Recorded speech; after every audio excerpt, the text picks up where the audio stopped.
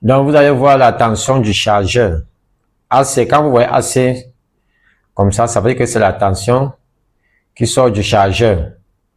Parce que le téléphone, tout comme le téléphone, l'ordinateur est alimenté par le chargeur et alimenté par la batterie. Donc, lorsque tu enlèves le chargeur, c'est la batterie qui prend le relais. Là. Là, maintenant, ici, ça fonctionne comment? Quand tu mets ton chargeur ici, ça entre là, ça passe par les MOSFET. Les MOSFET, ça vient ici, ça prend la puce de charge. Voici la puce de charge. La puce de charge, maintenant, vient charger la batterie. Ça, c'est dans le cas où l'ordinateur est connecté au secteur. Ça vient charger la batterie. Lorsque tu enlèves le chargeur, ça passe là et ça vient, la batterie passe pour venir alimenter toute la carte mère. Là, lorsque maintenant la tension entre, passant par ces MOSFET, on voit bien cela, PV bat, c'est-à-dire soit les tensions-ci, soit cette tension-ci traverse là, ça vient ici, ça entre. Ici, on a 5 volts, 3 volts. Ici. Et comme je vous ai dit, la tension qui entre ici, c'est 19 volts, c'est entre 18 volts, parfois 21 volts, dépendamment du laptop que ça prend.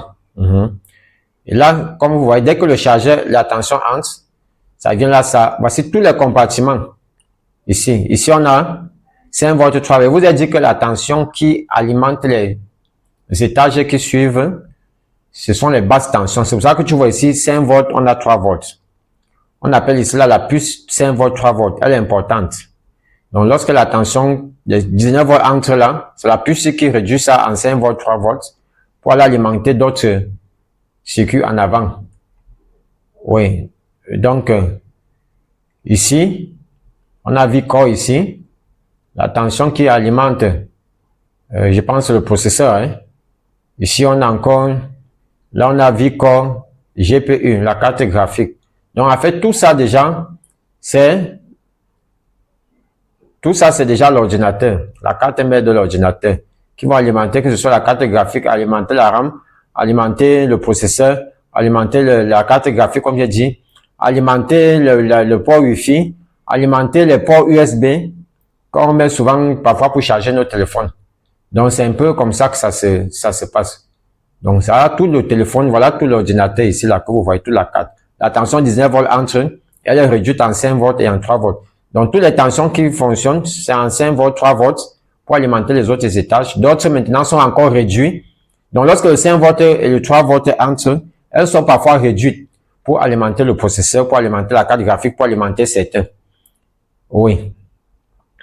Par exemple, à 1, le processeur s'alimente à 1, quelque chose. La RAM aussi à 1, quelque chose. Donc, pour que le 1, là sorte, 1,5 volts là sorte, il y a encore une petite alimentation. On appelle ça les alimentations, les